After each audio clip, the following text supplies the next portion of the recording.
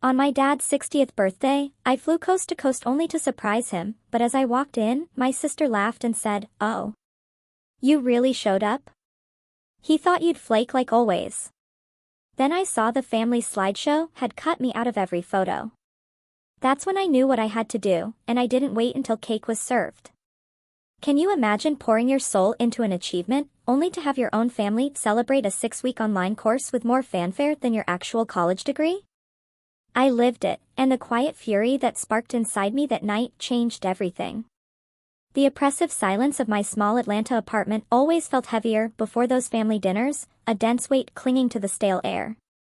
This time, it was a week after my college graduation, and I was about to walk into a celebratory meal that already felt like a firing squad. I was Ethan, 22 years old, but this story really begins with the gnawing dread of that dinner, a night meant for celebration but destined to be another reminder that I simply wasn't enough for the people who should have been proudest. My parents divorced when I was 8, and it wasn't one of those clean, we grew apart situations. It was ugly, bitter, and loud.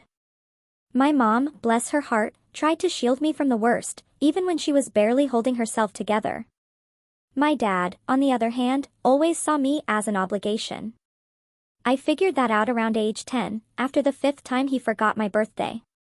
When I was 11, he married Tiffany, a woman whose smiles never quite reached her eyes. She had 2 kids, Caleb and Chloe, from a previous relationship, and they instantly became the stars of every family gathering. I was the afterthought, the extra chair, expected to be grateful for a place at the table. Tiffany was a master of subtle torment. She never yelled, never directly insulted. Instead, it was always the little jabs, perfectly disguised as jokes. "Oh, Ethan's more of a dreamer, isn't he?" she'd say when I talked about going to a university hours away in Denver, Colorado. Or, "You're not really the academic type, but that's okay, the world needs all kinds." She'd sound like she was complimenting me, but there was always a razor hidden in the sugar. My dad would just chuckle along. I think he laughed not because it was funny, but because it was easier than defending me. I didn't see much of them after I left for college. Part of it was distance, both physical and emotional. I only came home for major holidays, staying with my mom. She didn't have much, working 2 jobs just to make rent, but she always made room for me, like I was a piece of her heart returning home. Meanwhile, my dad's side lived in a spacious 4-bedroom house with a pool. When I did drop by, it felt like I was visiting someone else's Airbnb. They'd nod, ask vague questions about school, then return to their own worlds. I was furniture, not family. Still, despite it all, I pushed myself. Maybe it was spite, maybe just pure survival, but I made it. I graduated with honors, double majoring in English and psychology. I even landed a research assistant position before I walked the stage. My mom was there, front row, crying with pride, holding a handmade sign despite my protests. My dad RSVP'd yes, then texted the night before that he had a work thing. Tiffany liked my Facebook post though. That was her version of support. A week after the ceremony, my dad called out of the blue. He said they wanted to do something nice to celebrate my graduation. His tone made it sound like a chore. Still, a part of me, the part that still stupidly hoped for his approval, said yes. We planned dinner at an upscale restaurant in Charleston, South Carolina. Not my usual place, but Tiffany loved any excuse to wear something expensive and post about it. When I showed up that night, I wasn't expecting warmth or fanfare, but I also wasn't prepared for what was waiting. The table was already full. Tiffany's children, Caleb and Chloe, were there, both in their mid-20s. Caleb was a real estate guy who constantly name-dropped his designer clothes. Chloe worked in marketing and called herself an influencer, which mostly meant filming brunches. My dad greeted me with a half-hug, the kind you give a neighbor's dog. Tiffany air-kissed the space next to my cheek like I was a foreign dignitary. "Look who decided to show up," Caleb joked as I sat down. Tiffany smiled. "Ethan, you clean up well. Your hair still does that messy thing, huh?" Yeah," I muttered, trying not to grind my teeth. The waiter arrived, and everyone ordered wine. Tiffany made a point of saying, "Oh, Ethan, do you even like wine? or is that too sophisticated? Another joke. Another barb. I laughed it off, it was a reflex by then. Dinner went about as well as you'd expect. Caleb bragged about a condo he'd just bought. Chloe scrolled through her phone, showing off pictures from her content trip to Portugal. My dad nodded proudly, chiming in with things like, "That's my girl," or, "Caleb's killing it these days." When the conversation finally circled to me, Tiffany tilted her head. "So, what's next for you, Ethan? Any plans beyond, reading books and writing papers?" I told them about the research assistant role, the potential for grad school, how excited I was to work on a project studying adolescent resilience. Halfway through explaining, I noticed my dad checking his watch. "Sounds interesting," Tiffany said. "Does it pay?" "It's a stipend," I said, suddenly aware of how quiet the table had gotten. "It's not a ton, but it's great experience." Caleb smirked. "So, basically unpaid." "Technically." "It's okay," my dad cut in. "Not everyone figures it out right away. College is just a starting point, right?" I nodded slowly. "Right." Then came dessert. The waiter brought over a gift bag with tissue paper spilling out. Tiffany handed it to me with an exaggerated grin. "A little something to celebrate your surprising success," she said. I pulled out the tissue and found a white t-shirt. On the front, in bold black letters, it said, "Barely passed." I blinked. My dad let out a chuckle. "Come on, it's funny. You always cut it close, remember?" I looked around the table. Caleb was snickering. Chloe had her phone out, like she was recording. Tiffany sipped her wine, her eyes twinkling with satisfaction. And that's when I felt it. That switch inside me. The one that had always kept me quiet, always told me to be grateful, always made excuses for their behavior. It flicked off. I stood up slowly. My hands weren't shaking. My voice wasn't cracking. For the first time in years, I felt eerily calm. I raised my glass and looked around the table. "To the people who gave up on me before I even started," I said, locking eyes with my dad. "Don't worry. I'm done trying to prove anything." Then I set the glass down, turned, and walked out of that restaurant. But before I left, I made sure to leave something on the table, something I'd been holding onto for months, something they never expected. And that's when everything changed. I didn't cry when I left the restaurant. Not in the car, not in the parking lot, not even when I got home to my tiny apartment with its peeling paint, humming fridge, and a single flickering light bulb I hadn't gotten around to fixing. I sat on the edge of my bed for a long time, fully dressed, still in the same button-up shirt I'd ironed for what was supposed to be a milestone night. My graduation dinner, my celebration, my chance to finally hear, "I'm proud of you," from the man who helped bring me into this world. But it wasn't until around 2 a.m., long after the adrenaline had worn off and the silence became unbearable, that it hit me. I didn't cry because I was sad. I cried because I was angry. Because I was done. The something I left on the table before walking out was a sealed manila envelope. Inside was a full-color printout of a screenshot. It was from Tiffany's Instagram stories, posted 4 days before my graduation, a boomerang clip of her, my dad, Caleb, and Chloe sipping champagne in their backyard. Balloons in the background read, "Congrats, grad," with a little graduation cap banner hanging off a patio umbrella. The caption read, "So proud of our baby Caleb finishing his real estate certification. Onward and upward." That's right. Not even an actual degree, just a 6-week online course. No mention of me, no celebratory post, no banner, no party, not even a text. I found out about it because Chloe's account wasn't private, and she'd posted the same clip on her story with a different caption, "Champagne showers for the real MVP. Clinking glasses at Caleb kills it every time." I remembered staring at it on my phone, trying to convince myself it was fake, or maybe just a coincidence. But it wasn't. That was their big celebration for Caleb.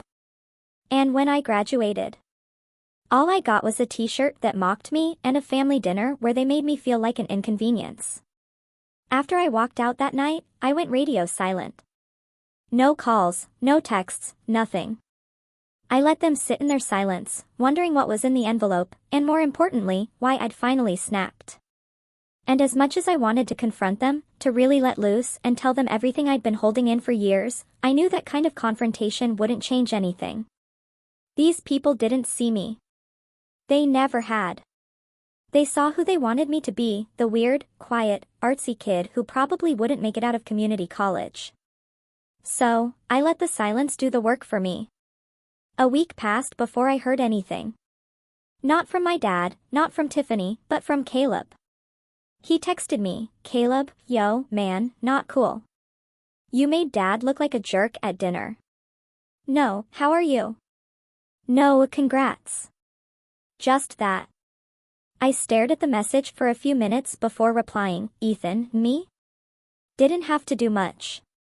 He managed that all on his own. Caleb, you've always been so sensitive. It was a joke." Yes. The sacred family excuse. It was a joke. The rallying cry of every person who thinks cruelty is just a punchline. Ethan, you're right. I've been sensitive.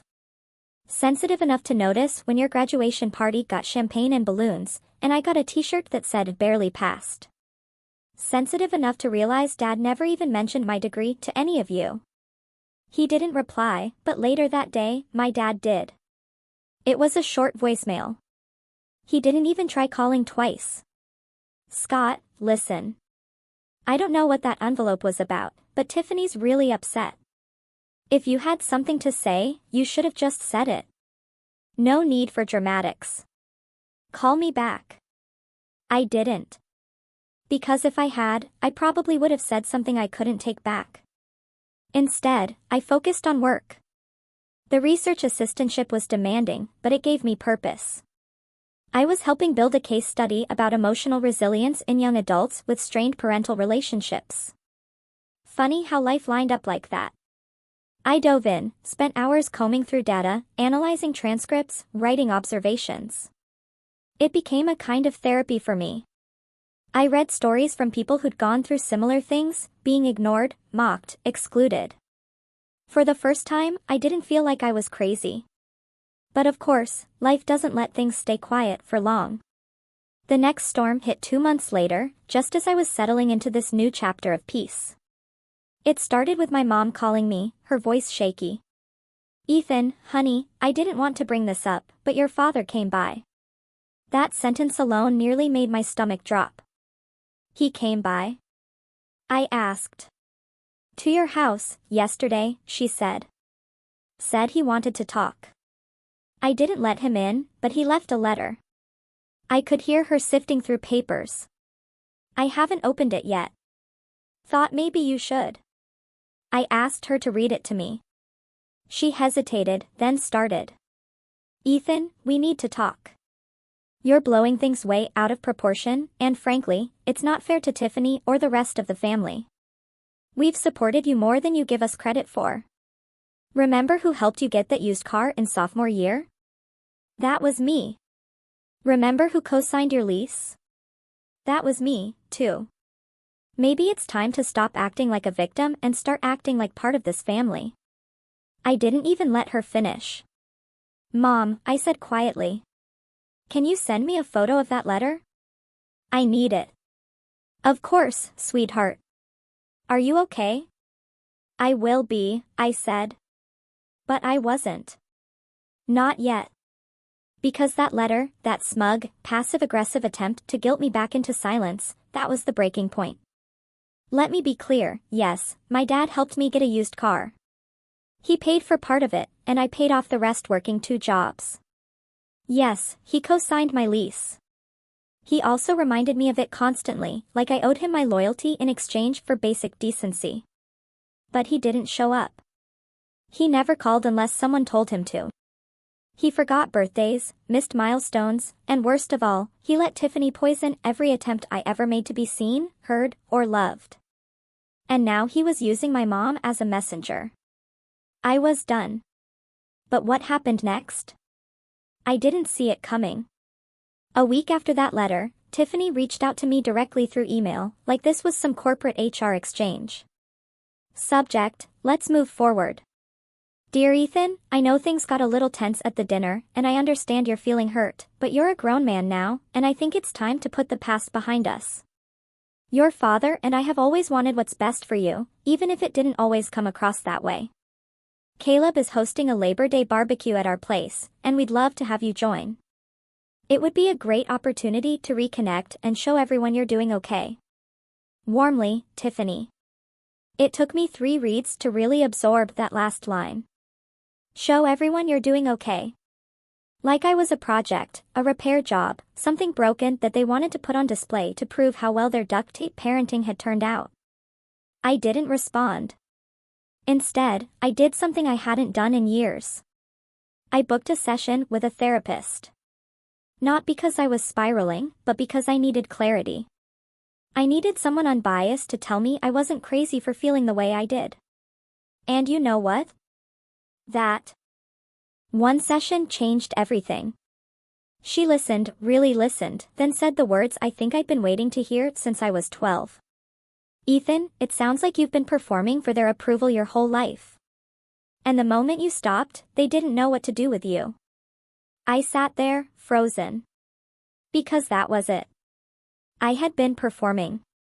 All those straight A's, all those honor societies, the double major, the scholarships. I wasn't doing it because I loved the applause.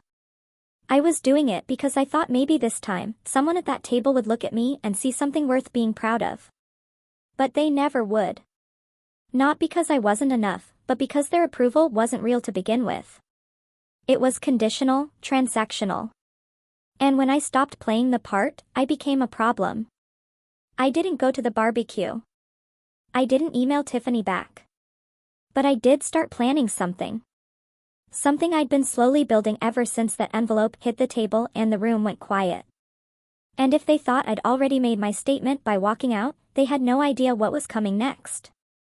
You ever wake up one day and realize that everything you've been chasing, every ounce of validation, every gold star, every forced smile at a dinner table that doesn't feel like yours, was never really for you? That was me a few weeks after the barbecue I didn't attend, sitting alone in a quiet campus library in Portland, Oregon, flipping through transcripts for my research project. One of the interviewees had said something that struck me like a slap to the chest. My family didn't mistreat me violently. They just faded me out like I was a blurry extra in their movie. I stopped reading. That was it. That was the perfect description of my life. I was the extra, the background noise, the blurry one. And now that I had stepped out of the frame, they weren't angry that I left. They were angry that I stopped playing my role. That realization should have been freeing. And in a way, it was. But it also left a hollow ache. Because if I wasn't chasing their approval anymore, then what was I chasing? That question haunted me more than the silence that followed. My dad hadn't reached out again. Caleb's texts had stopped. Tiffany's email was the last I'd heard from her. I thought I'd feel stronger, powerful, like I finally had the upper hand, but all I felt was alone. I didn't have a big friend group.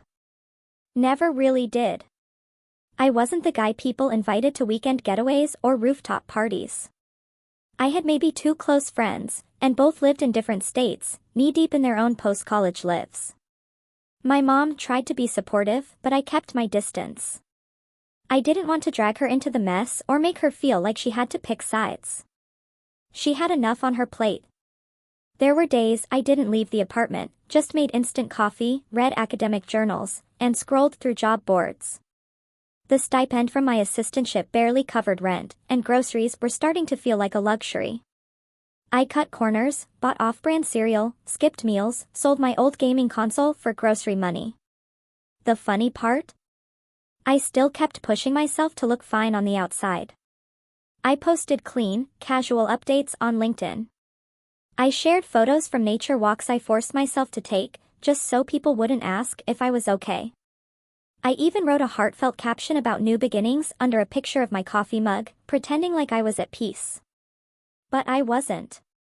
I was exhausted, broke, numb. And then came the worst of it. One night in late September, I got an email from the university's research office.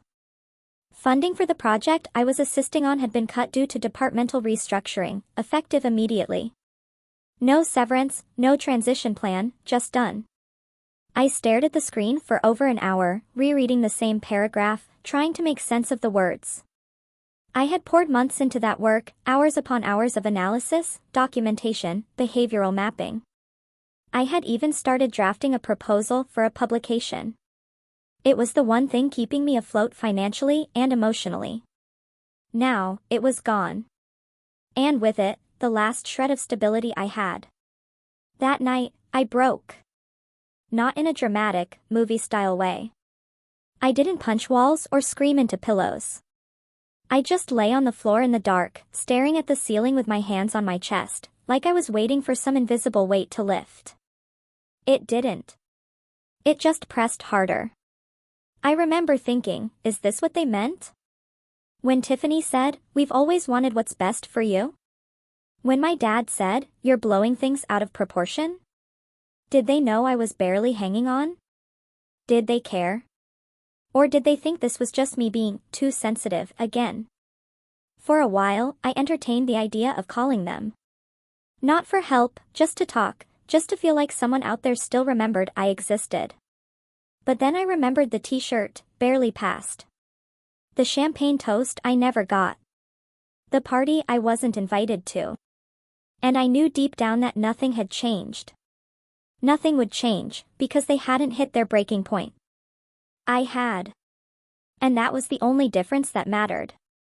But something shifted after that night. Maybe it was the rock bottom of it all. Being broke, unemployed, emotionally drained. But somewhere in that darkness, I made a quiet decision. If no one was going to clap for me, I'd learn to clap for myself. If no one was going to believe in me, I'd build something so strong they couldn't ignore it. So, I started small. I updated my resume, brutally. Cut out the fluff. Added the real stuff, the hard skills, the gritty hours I'd put into fieldwork, the software I taught myself just to keep up. I applied for everything. Nonprofits, research labs, startups. I didn't care if the pay was low or if the office had a foosball table. I just needed a foot in the door. Rejection after rejection rolled in.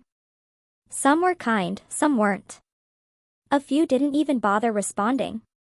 But I kept going. Every night, I gave myself 1 hour to wallow. Just one. I'd listen to sad music, write in my journal, feel sorry for myself. Then I'd shut it down and do something productive, a spreadsheet, a cover letter, a podcast episode about trauma healing, something, anything. Then, about 3 weeks into the grind, I got a call. Not from a research lab, not from a startup, but from a former professor of mine, Dr. Vivian Holloway.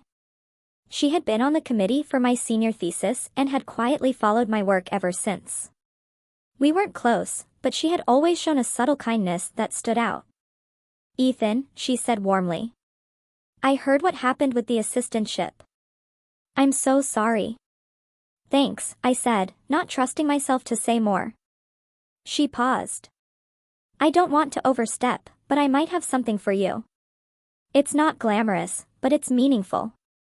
We're launching a pilot program for trauma-informed education, and I remember your thesis. You'd be perfect for the team." I didn't even ask what the pay was. I just said yes. And that's when things started to change. The work was hard. It involved long hours, intense case studies, and a lot of meetings with people who were carrying decades of pain. But I felt alive. I felt useful. And for the first time in months, maybe years, I didn't feel like I was performing. I was just being. Slowly, I started putting my life back together. I found a cheap shared office space and turned it into my productivity zone. I budgeted every penny, cooked most of my meals, and sold a few freelance articles just to pad the gaps. My mom noticed the change, too. We started talking more regularly, not just about survival, but about life. She'd tell me stories about her younger years, about how she almost became a journalist but chose motherhood instead. I saw her not just as a parent, but as a person. And she saw me. Really saw me. One afternoon, I told her the full story of the graduation dinner. The t-shirt, the gift bag, the champagne party for Caleb. She didn't cry. She just listened, nodded, and said, "You deserved better. You always did." That was all I needed. Validation.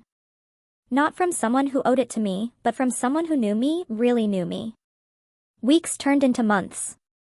The trauma-informed program gained traction. Our team got featured in a local Nashville Gazette. I was asked to co-present at a regional conference. I started getting emails from other departments asking if I'd consult on emotional resilience curriculum. Then one day, I got a message from someone I hadn't thought about in a while. "Chloe, subject line, hey, Ethan. Hope you're well.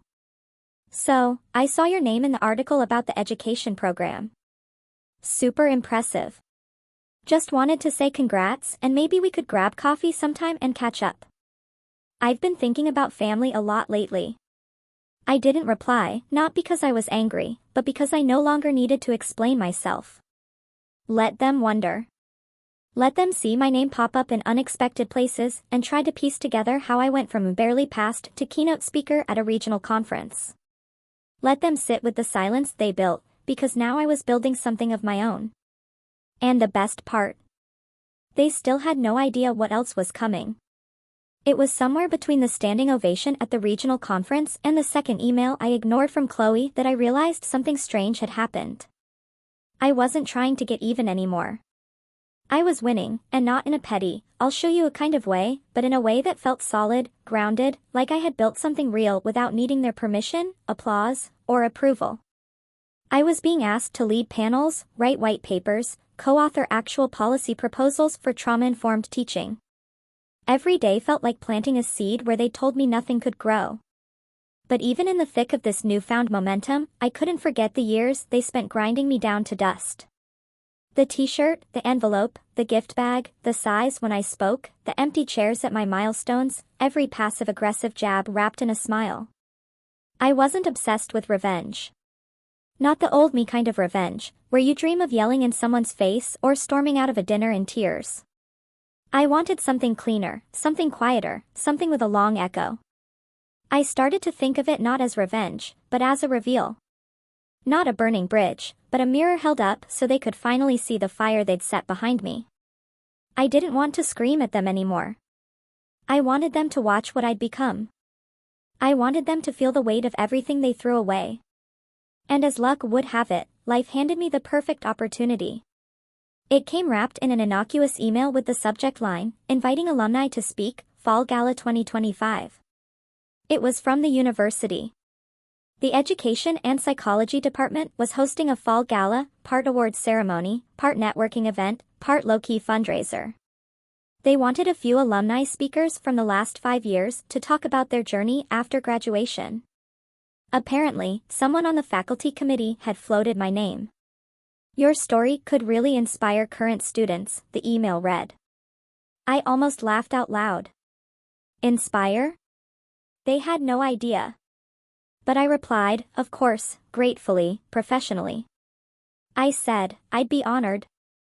And then I began to plan. This wasn't just some small department gathering. This gala was an annual tradition at the university, and this year's was being hosted at a prestigious Chicago art museum. Cocktail attire, catered, publicized. Students, professors, alumni, donors, the works. More importantly, the school had a habit of publishing clips and photos from the event online. That's when the idea took root. What if I didn't just speak? What if I used this night to say everything I'd never had the space to say? Not with bitterness, but with clarity, with precision, with truth. So, I began writing my speech. Not the one they were expecting. Not the cheerful, sanitized version with 3 jokes and a humble, "I owe it all to my mentors" arc. But the real story. I kept it elegant, polished, but sharp. I talked about the psychology of exclusion, about how neglect often doesn't leave bruises, but invisible scars. About how surviving certain family dynamics isn't about screaming matches, it's about learning to live with silence so loud it drowns you. I quoted research I had personally worked on.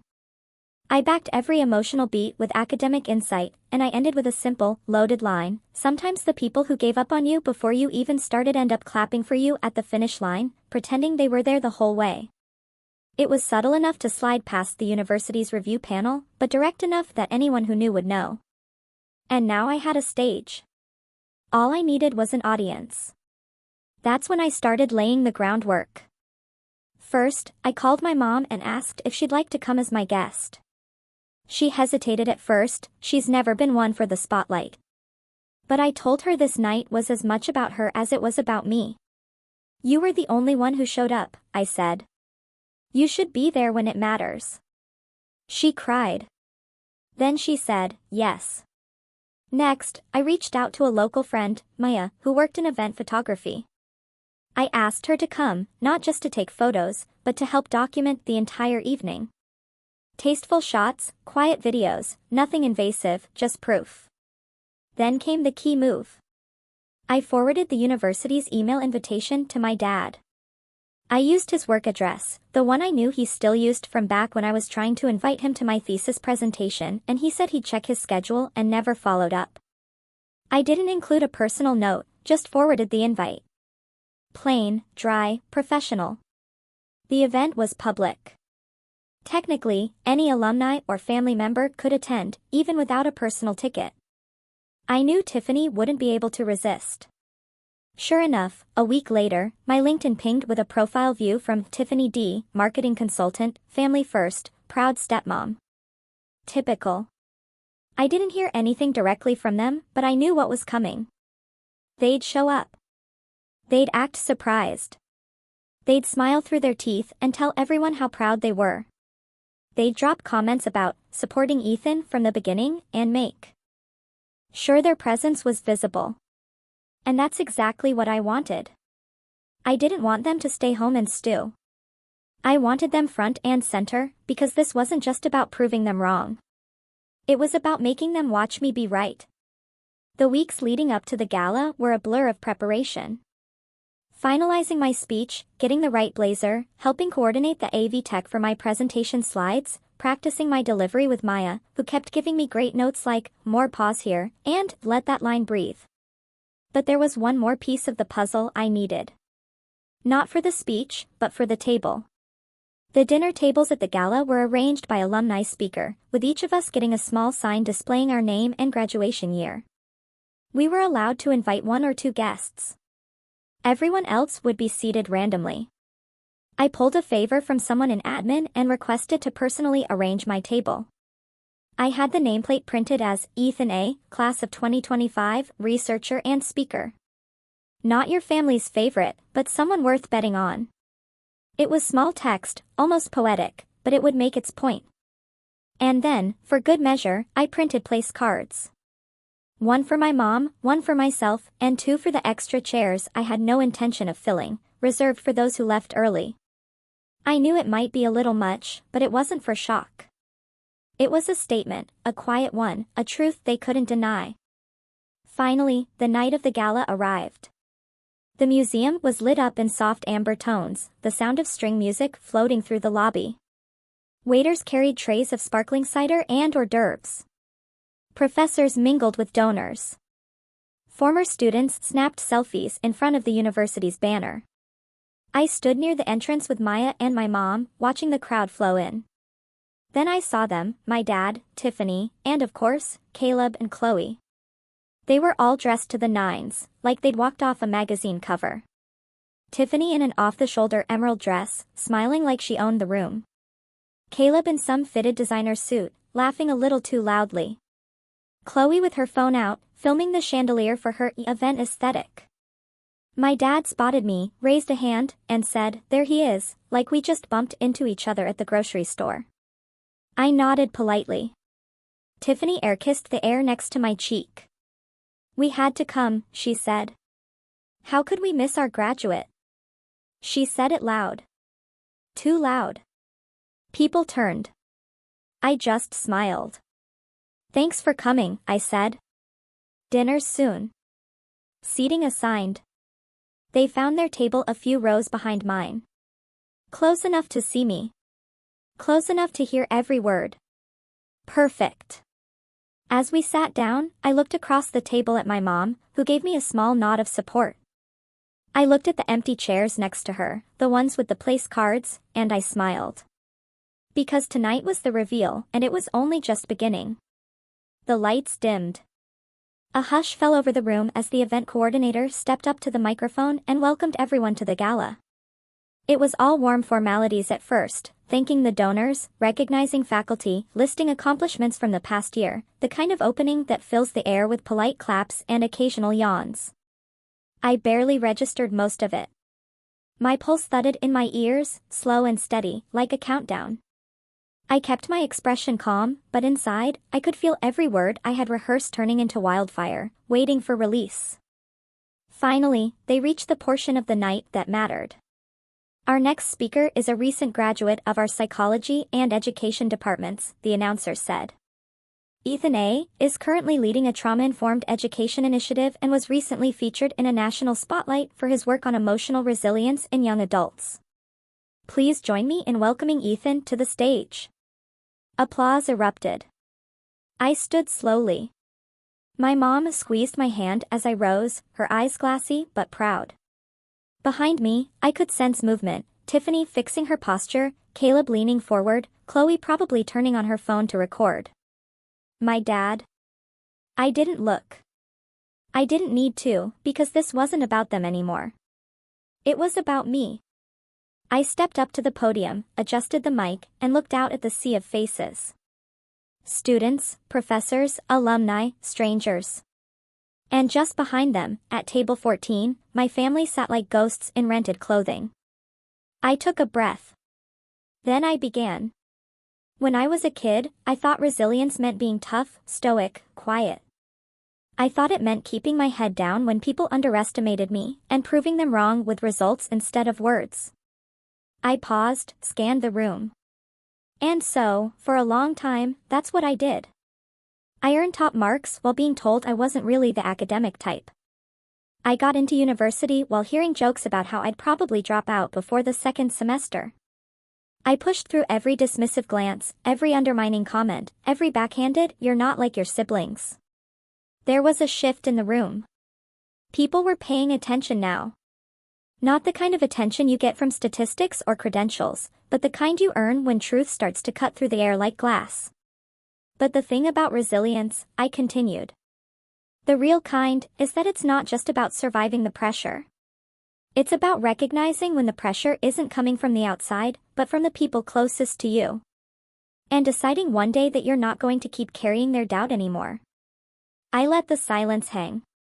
I could feel the tension crackling behind me like static. My dad's posture stiff. Tiffany's smile flickering like a light with bad wiring. I didn't look back. I didn't need to see their faces. I could hear the discomfort in the absence of their applause. And I wasn't done. I graduated with honors. I entered a field that demands empathy, patience, and depth. And still, some people only saw what they expected to see. The quiet one. The dreamer. The one who probably got lucky. I stepped away from the podium slightly, letting my voice lift just enough. And to those people, I want to say, thank you.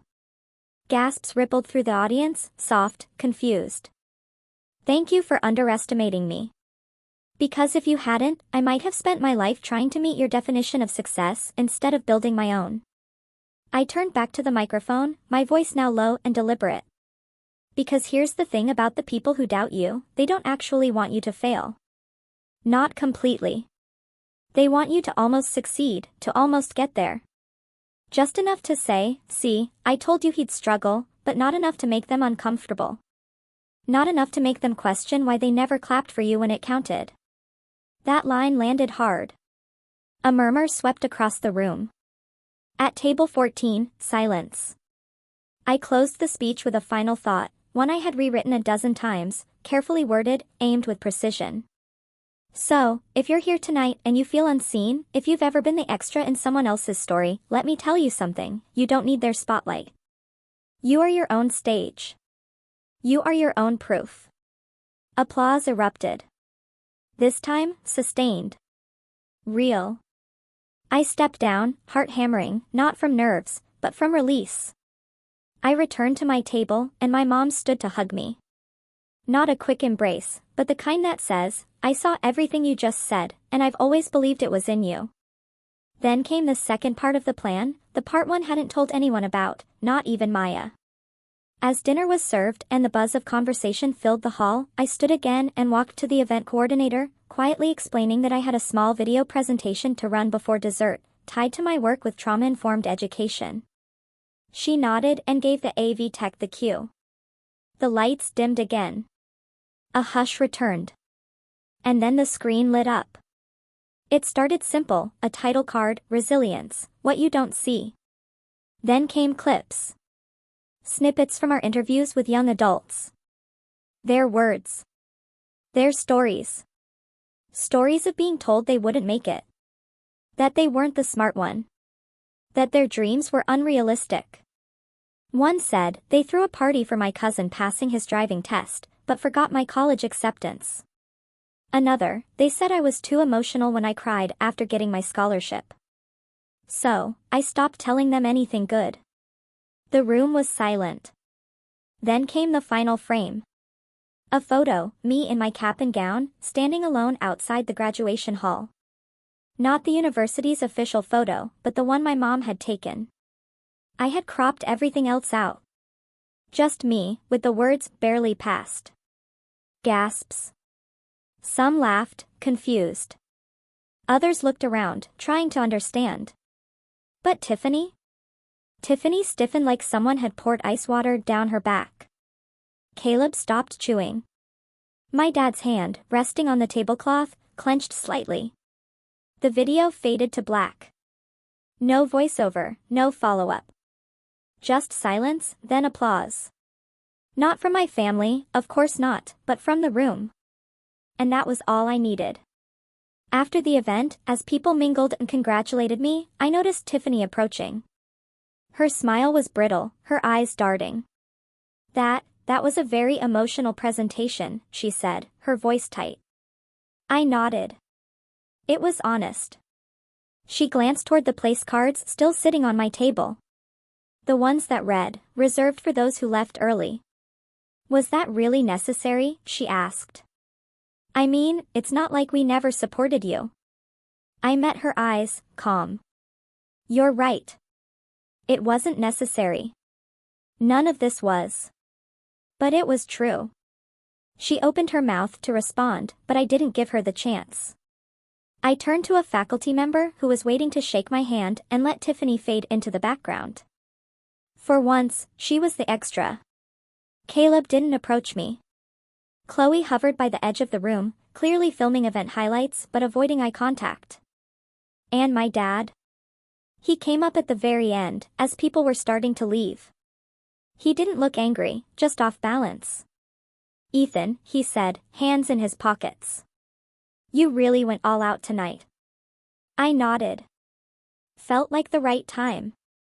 He gave a slow nod. Look, I know we've had miscommunications, but I've always tried to be there, in my own way. I studied him. The suit, the tie, the slightly rehearsed tone. Showing up when it's convenient isn't the same as being there, I said. He exhaled through his nose, like he wanted to argue but couldn't find the words. I guess I didn't realize you felt that way, he muttered. I guess you never asked. That shut him up.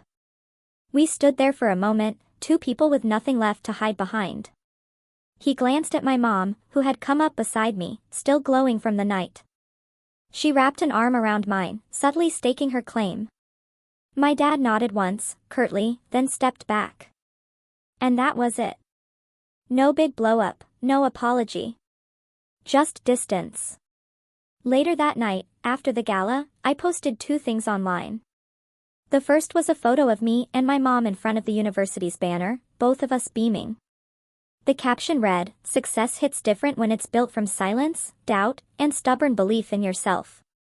Here's to the people who clapped before anyone else knew your name. The second, a story post, a close-up of the t-shirt they gave me, barely passed, with the words, "And yet, here I am." It got shared more times than I could count. By morning, I had over 42 missed messages, some congratulatory, some from extended relatives, and one from Tiffany, "We saw your post. Very clever. Hope it was worth it." I didn't respond. Because it was. And as I closed my laptop, sipped my coffee, and stared out the window at the rising sun, I realized something. This wasn't the end of a grudge. It was the beginning of peace. Because for the first time in my life, I wasn't the quiet one. I was the one with the microphone. And I didn't drop it. I set it down gently, calmly, because I had nothing left to prove. I had already said everything I needed to say, and the silence that followed? That was theirs to sit with. They gave me a shirt that said, "Barely passed." I gave them a front row seat to everything they said I'd never become. What's the most powerful way you've stood up for yourself when others tried to dim your light? Tell me in the comments below.